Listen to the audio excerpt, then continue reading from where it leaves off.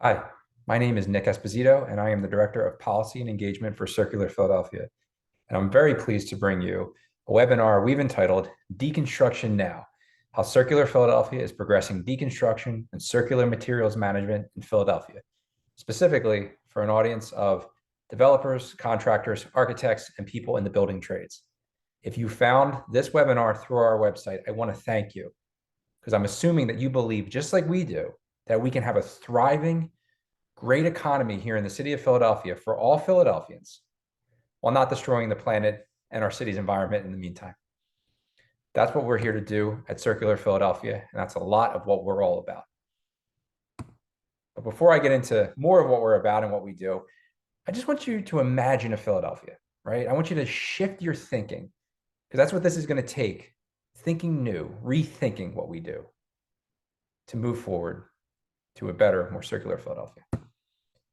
So imagine a place where instead of throwing things away, we locally recycle these materials into fresh raw materials to power a thriving regional economy. Where secondhand doesn't mean second rate, but we're developing subscription, reuse systems for unwanted goods to power an equitable, thriving economy that everyone can afford. And not just clothes or even the goods we use every day, but also building materials. Where instead of making the consumer responsible for the single-use goods and packaging, all the packaging that's on your job site, right? All the stuff you have to deal with and throw into the dumpster. Instead of you having to be responsible for that, we pass smart legislation that reduces the amount of waste in our everyday lives in a systemic way.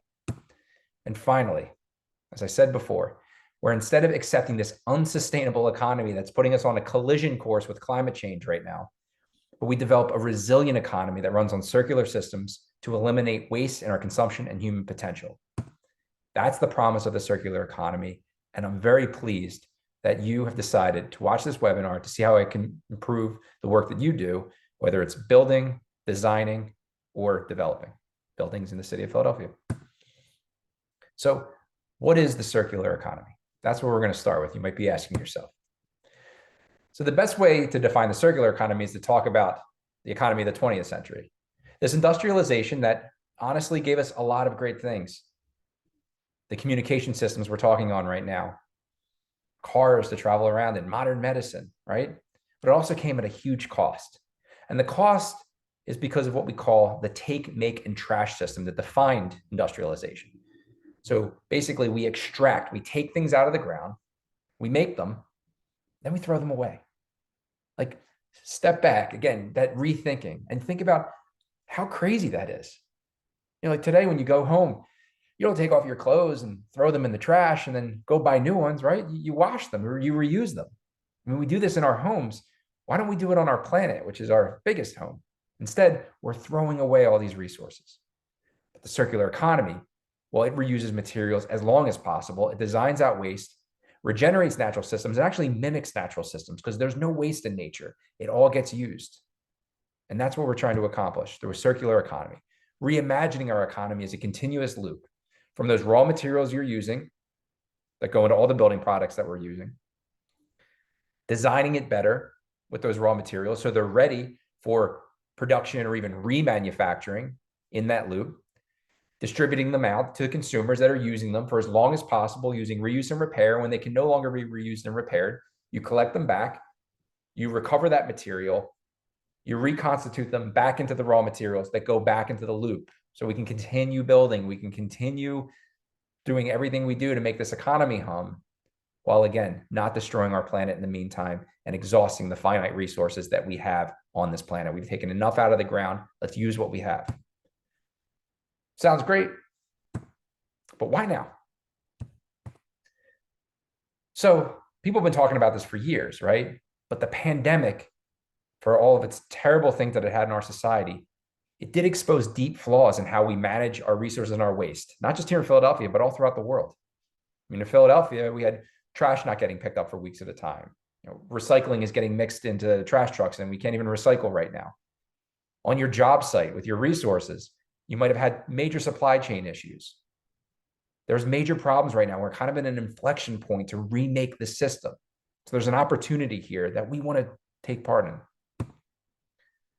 because it's made clear that this is an innovation-starved system, right? We're using the thought process of what the Romans did 2,000 years ago, just taking waste and burying it, right? We can't do that anymore in landfills. We need more innovation to make better systems so we can actually get to that loop. Because if we don't, we're going to risk falling behind other major cities around the country who've already gone exploring this. I'm very proud of the work Circular Philadelphia has done to lay a lot of the groundwork here in the city, but we have a lot of work to do to stay competitive with those other cities that are attracting people to come and buy homes and make lives and contribute to the economy. Because if people don't come and do that, we're going to jeopardize the well-being of our entire city population. And we're going to harm the prosperity of the businesses that serve them. If people don't want to move here to buy homes, it's going to affect your business in the development sector and the built environment. So don't panic. I know I just threw a lot of scary things at you, but this is where we come in. And this is the groundwork that we laid at Circular Philadelphia, because we believe that our region's businesses and institutions should make the most of their money, materials, and potential. And while doing that, you can have a tremendous impact on the people here in Philadelphia, like you, like me, like the people you're building houses for, the neighbors next door to them, the people coming to the city in the future. Once again, sounds great, but how? How's Circular Philadelphia doing this? What's your big plan? Well, here's what we do. And we call this our theory of change. We're driving this circular economy as a membership-based nonprofit, starting with policy advocacy. What are the policies that are holding back the circular economy? If you want to do everything that I'm talking about, how great this idea is and this concept, what do we have to change on that level, right? Policy is the rules of the game, the referees, right? So how do we make the right rules so we can create a more circular game? Once we've done that, how do we make sure all the players involved on the field know what the rules are? And that's what this education and outreach is. That's what we're here to do webinars like we're doing today. So you, as someone who works in the development field, building houses, selling them, designing them, you have more information on how to move to a more circular economy. Because once we have enough people like you who believe in this, we start moving towards market transformation, where this becomes not just the exception, not the niche, it becomes the rule and it becomes a sector. And that's how we just do things. And we're going to take a lot of collaboration to have to do this. So speaking of collaboration, these are all the people we work with and serve. Businesses and institutional operators, businesses like yourself, whether you're developing homes, selling them, designing them, building them. We work with large manufacturing and construction companies all the way down to small local businesses. Governments and nonprofits. We need to work with those referees to set the right rules so we can set that level playing field here in the city. Investors. There is a lack of investment in this space, even though things like social impact investing, the triple bottom line are becoming much more popular. We need to tap into that and bring more money into this sector to support it. And finally, the consumers. We're all consumers. You're buying the goods and the materials to build the house. Someone's buying that house from you. But consumers are starting to turn the corner. They recognize that the decisions they're making are having negative impacts on this planet, and they want the options and the opportunities to make better decisions. It's going to help fuel your business, and that's where we come in. Because our goals are to promote smart policy. Like we said, you want to make sure that all of the players on the field can benefit from this policy. And too many times policies, it's too geared towards the consumer or it's too geared towards business. We need to make something that works for everybody. And that's the kind of policy that we really look at, holistic policies. As I said before, this is an innovation-starved system. We need to drive that innovation. And that's what the work that we do as well. Demanding and facilitating action. Give you some personal bit on me. I'm not just the director of policy and engagement who's just talking about, oh, you should do all these things in the built environment. I actually built the house I'm sitting in right now, the office that I'm doing this webinar from. I worked with a contractor. I went through the whole process. I know what it's like to build a house, and we worked really hard to reduce the amount of materials, be smart about the materials that we're using, sending any waste that we had to recyclers to make sure that it's recycled. So I've been there in that action. So we want to make real life, experiential, tangible action that you can take to make this work, that is informed by practice.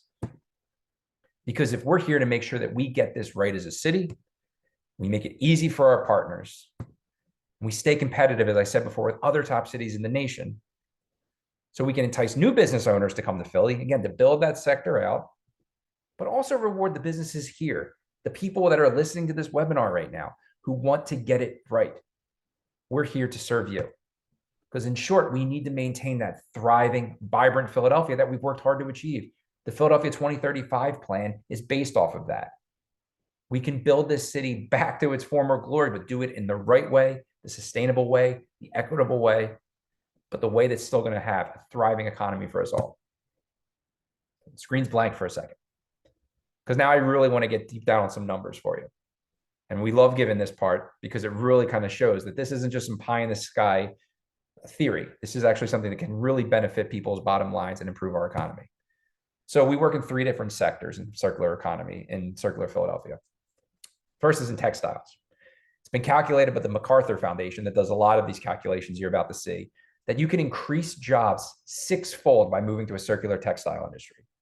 Right now, there's 6,000 jobs in Philadelphia, whether it's retail, manufacturing, when it comes to textiles and clothes. Can you imagine 36,000 jobs in one of the poorest big cities in the United States? I mean, more people that can make into homeowners, to contribute more into our economy, to attract more people here. That benefits our entire city. Food systems. There's about a $6 trillion food system worldwide.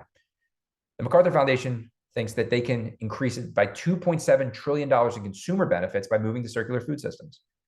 Right now, we waste 40% of our food before it can be eaten. But then we have people going hungry. It makes no sense. And it's also costing us money. And finally, where your interests lie, if you're watching this webinar and you work in development or you work in the built environment and buildings, imagine saving 25% on your building materials by using a circular economy in your building practices. That's a pretty good deal. That's real money that can make your building project a lot more profitable and also more accessible for more people to be able to buy the homes that you're building. And we think that we can get there, or the first step that we think is really going to open the doors towards the circular economy in the built environment is deconstruction. So what is deconstruction? The simplest definition is basically taking a building apart piece by piece to increase the potential for reuse of building materials and fixtures.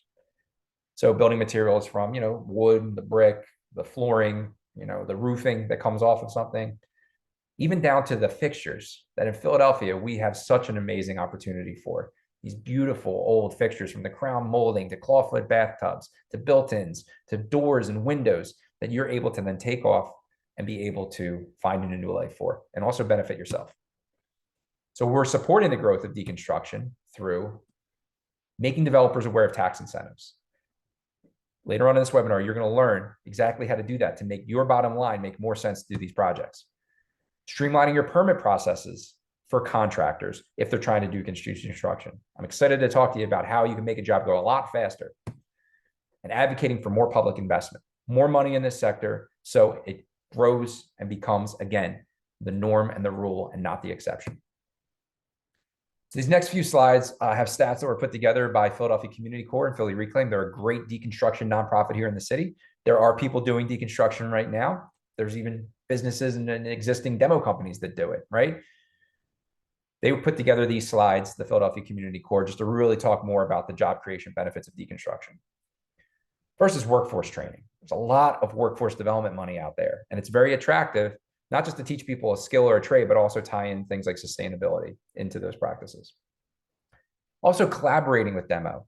It's not one or the other. It's not you either deconstruct or you demo, as you'll see in a little bit. You can do both at the same time. How do you make that system work?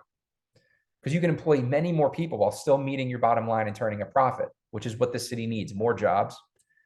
You can create secondary markets of craftsmen and remanufacturers for these products that then go back into the houses that you're using when they make something out of the products that you salvaged. And then saving time on demolition, which I'm really excited to talk about further on. Environmental benefits of deconstruction. Again, this is not just a throwaway thing. I know some people look at it like, oh, environment, like that's a feel-good thing. We want to save the environment. Everyone wants to save the environment. But these are real hard-hitting issues that we're solving by this. The first one is diverting 90% of materials from landfills. That's not just a feel-good thing or a great goal. We're running out of landfill space in this area. So unless you want to be hauling all the way up into like Northeast Pennsylvania, all of your waste, we have to figure something out in the next few decades because we are going to run out of that landfill space. Reducing the need to harvest virgin natural resources.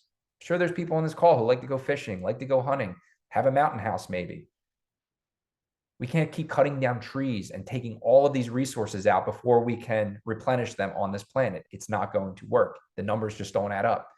We have to figure out how to keep that cycle going. Lower pollution, providing materials for reuse, and counter the throwaway culture. Then there's preservation benefits of deconstruction. Now, I don't know what anybody's experience is on this webinar when it comes to preservation. I know sometimes people could hold up a project when the Historical Commission gets involved, but we have the duty to this city that there's some beautiful, beautiful buildings here that needs to preserve our culture here in Philadelphia. So this helps through that with preservation, right? When you're deconstructing. Quick anecdote on me is my wife wanted a farmhouse table. I went online, I looked around, they were $2,000 or $3,000. I find some guy on Craigslist who's demoing a house at 48th and Chester, some old Victorian with those big old growth 19th century US forest beams coming out of the roof.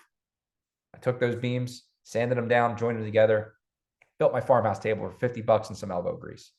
It's a beautiful table. It's a history of Philadelphia, and it saved me money. And speaking of money, the financial benefits of deconstruction, you can earn huge tax deductions by deconstructing, which we're going to talk about more in more detail. But these can lower your tax bracket. They can roll over. And also, if you're not getting tax deductions for these materials, you can sell them. And on Circular Philadelphia's website, where you found this webinar, we have a whole list of places that will buy salvage material. So rather than having, as number 5 says, the hauling and tipping fees, where you have to go to these landfills or go even to recyclers and pay money for them to take the material, you can get paid either through tax donations or selling the products. Why would you not do that? Number 4, too, I really want to hit on. I don't know if you do HR for your organization or your business, but saving time in demolition that can translate into liability, lost time because workers are getting hurt, worker compensation claims. It's a much safer, cleaner way to handle the taking down of a building than demo is. And finally, if you care about LEED and you want LEED certification, this is one of the major ways that you can satisfy the waste requirements by doing deconstruction. Once again, sounds great. Okay, you talked about these tax incentives, you talked about this permit. Okay, what does that actually mean? What's in it for me? Well, here it is. Many developers know about the tax abatement, right? That was a big thing that kind of spurred a lot of Philadelphia development within the last decade. Well, with new legislation, they are phasing the tax abatement out for new construction in the home sector. So gradually, every year, 10% it goes down until there's no tax abatement anymore. But there's an alternative to get the full 10-year tax abatement. That's doing rehab construction on residential properties, or rehab or even new construction on commercial or industrial properties. Okay, nobody wants to take down these huge buildings. It takes a lot of work and a lot of money. But you can actually have a tax abatement, which you can pass on to the consumer, the person that's ultimately going to buy the place, or for your own benefit by following these simple steps. Where you found this webinar, there's an entire flyer that goes through in more detail all of the information you see here, what department you need to work with, what form you need to fill out, what box you need to check off, so you can make sure that you get the tax abatement as you start your project and when you have to get the tax abatement and what part of the sequence. So really important information that would save you lots and lots of money, and also save a house from coming down and being demoed here in the city of Philadelphia, to rehab it, keep it up, and reduce that waste and impact on our environment. So you got the tax abatement, you're going to start your project. Well, maybe you didn't get the time. Maybe you do have to demo. Maybe you do have to take even maybe a floor, maybe even do major alterations, right? If you're trying to do a demo permit, it's going to take between about 45 and 90 days to finally close out that permit, right? It takes a long time in the Eclipse system. But what if I told you you could actually get in the building, start to do some of the work and actually benefit from it while you're waiting for that permit, so you can keep the job rolling, keep things moving forward, and not have to wait and have a safer situation? That's using what's called the Easy Permit. It's a permit you can get in the Eclipse system same day, over the counter, as they say. You apply for this system or this permit, and it allows you to send a crew in to remove all materials with salvageable value that's not structural. So I'm talking clawfoot bathtubs, cabinetry, antique furnishings, metal iron railings, any other non-load bearing materials you can pull out of the house. Then step 3, you make money for you or your client by finding buyers. As we said, you can find the list on Circular Philadelphia's site, or you can find nonprofits where you can donate these materials to and get a tax write-off for. And once your demo permit's obtained, you're ready to accelerate that job. All the stuff is basically the house is down to its studs. You've already done most of that work, and now you have a safer, faster, easier, less impact way that you can demo the house, bring it down, and start working.